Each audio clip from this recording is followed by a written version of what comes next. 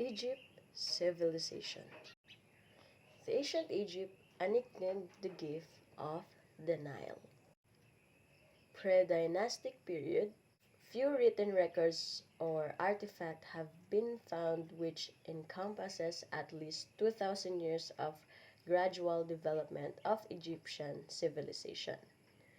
Neolithic or Late Stone Age, communities in northeastern Africa exchanged hunting for agriculture and made early advances that paved the way for the later development of Egyptian arts and crafts, technology, politics, and regions.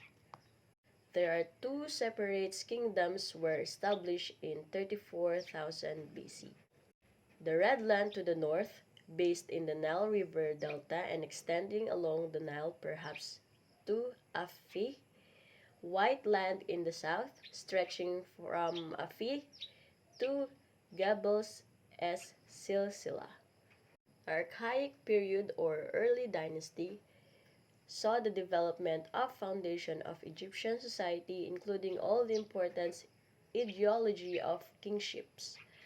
To the ancient Egyptian, the king was a godlike being, closely identified with the all-powerful god Horus. Most of the ancient Egyptians were farmers living in a small village, and agriculture formed from the economic waste of the Egyptian state. The annual flooding of the Great Nile River provided the necessary irrigation and fertilization each year. Farmers sowed the wheat after the flooding, reseeded and harvested it before the season of high temperatures and drought returned. The age of pyramid builders or kingdom. King Djoser asked Imhotep, an architect, priest, and healer, to design a funerary monument for him. The result was the world's first major stone building, the Step Pyramid at Saqqara near Memphis. The Great Pyramid built for Khufu, who ruled from 2589 to 2566 BC. The ancient Greek historian Herodotus estimated that it took 100,000 men 20 years to build it.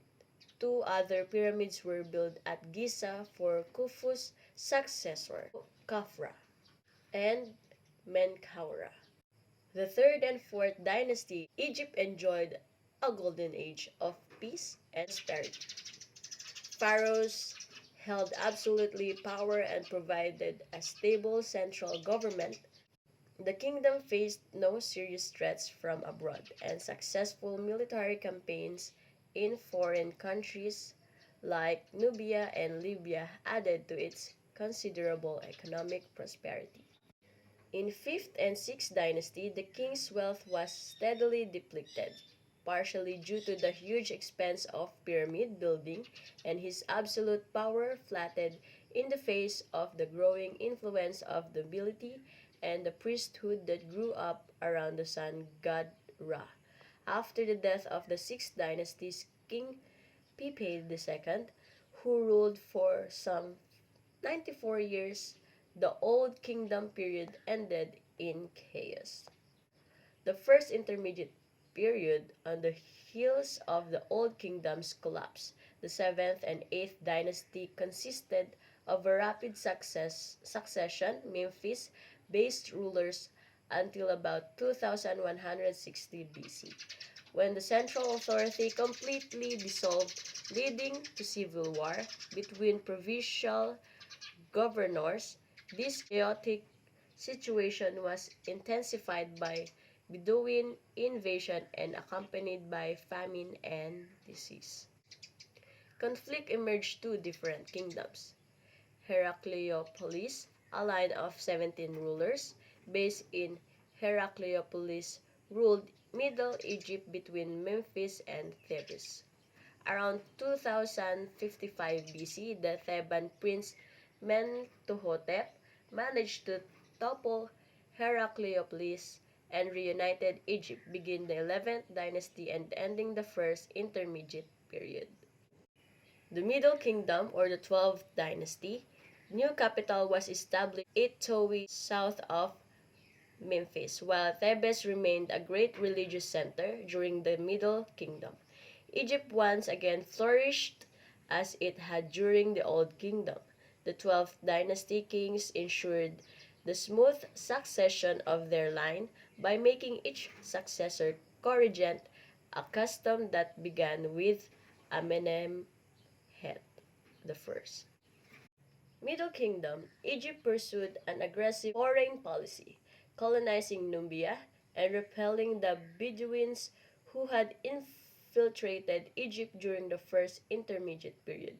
The kingdom also built diplomatic and trade relations with Syria, Philistine, and other countries, undertook building projects including military fortresses and mining quarries, and returned to pyramid building in the tradition of Old Kingdom.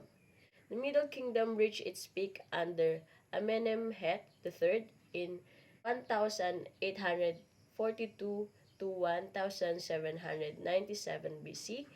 Its decline under Amenemhet IV in 1798 to 1790 BC continued under his sister and regent, under Queen Zobekneferu, who was the first confirmed female ruler of Egypt and the last ruler of the 12th dynasty in 1789 to 1786 BC. The second intermediate period, the 13th dynasty, marked the beginning of another unsettled period in Egyptian history. As a consequence, during the second intermediate period, Egypt was divided into several spheres of influence. The official royal court and seat of government was relocated to Thebes, while a rival dynasty, or the 14th, centered on the city of Soit in the Nile Delta, seems to have existed at the same time as the 13th.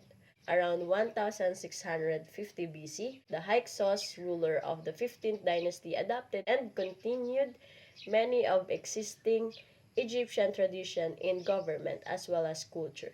They ruled concurrently with the line of native Theban rulers of the seventh dynasty, who retained control over most southern Egypt despite having to pay taxes to Hyksos. In 1570 BC, conflict eventually flared between the two groups, and Thebans launched a war against the Hyksos. New Kingdom in 1567 BC to 1085 BC, Egypt restored its control over Nubia and began military campaigns in Palestine, clashing with other powers in the area such as Mitannians and the Hittites. The country went on to establish the world's first great empire, stretching from Nubia to the Euphrates River in Asia.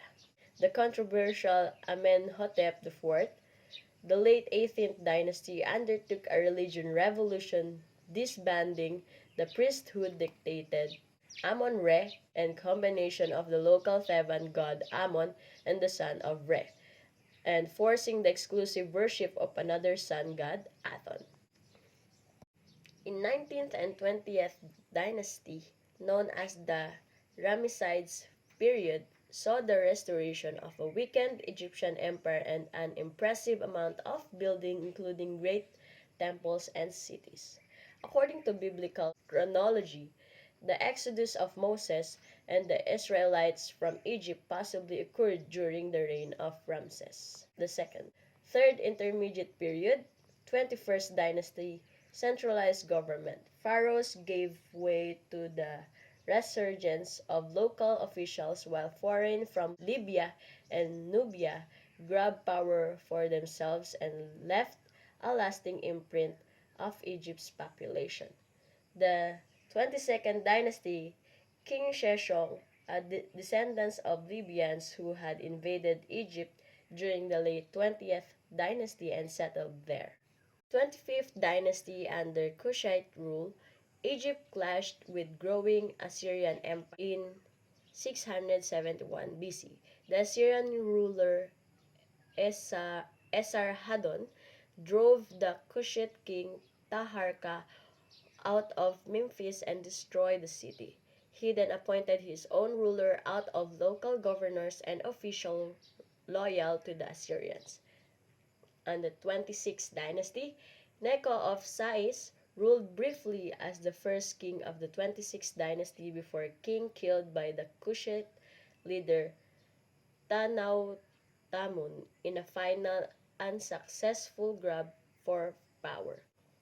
Late period to Alexander's conquest, 664 to 332 BC, beginning with Necho's son Psammetichus. The Saite dynasty ruled by reunified Egypt for less than 2 centuries. In 525 BC, Cambyses, king of Persia, defeated Psammetichus III, the last Saite king, at the Battle of Pelusium. The Egypt became part of the Persian Empire.